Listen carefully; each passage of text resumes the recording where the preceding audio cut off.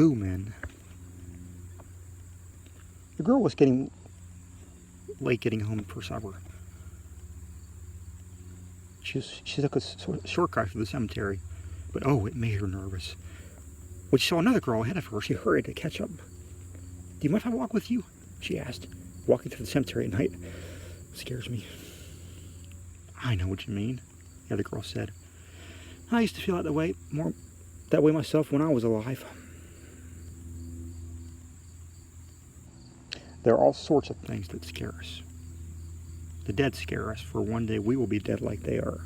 The dark scares us, for we don't know what's waiting in the dark.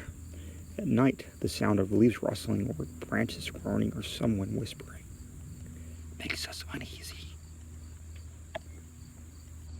So do footsteps coming closer. So do strange figures we see in the shadows.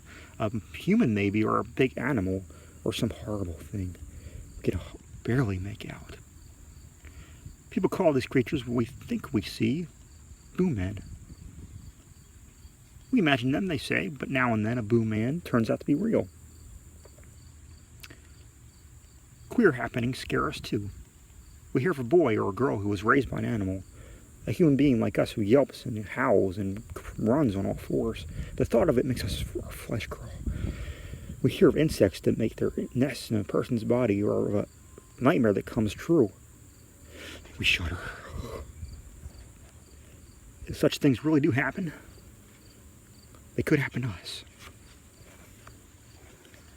It is from such fears that scary stories grow. This is the third book of such stories I've collected.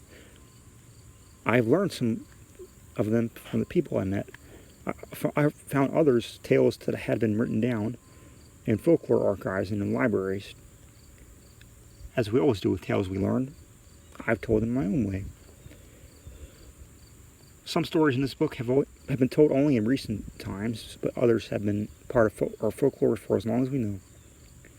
As one person told another, the details may have changed, but the story itself has not. For what once frightened people still frightens them. I thought at first that one of the stories I found was a modern story.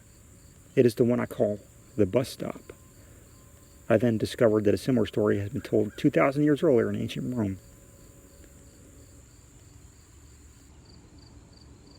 But the young woman involved was named Philinian, not Johanna as she is on her story.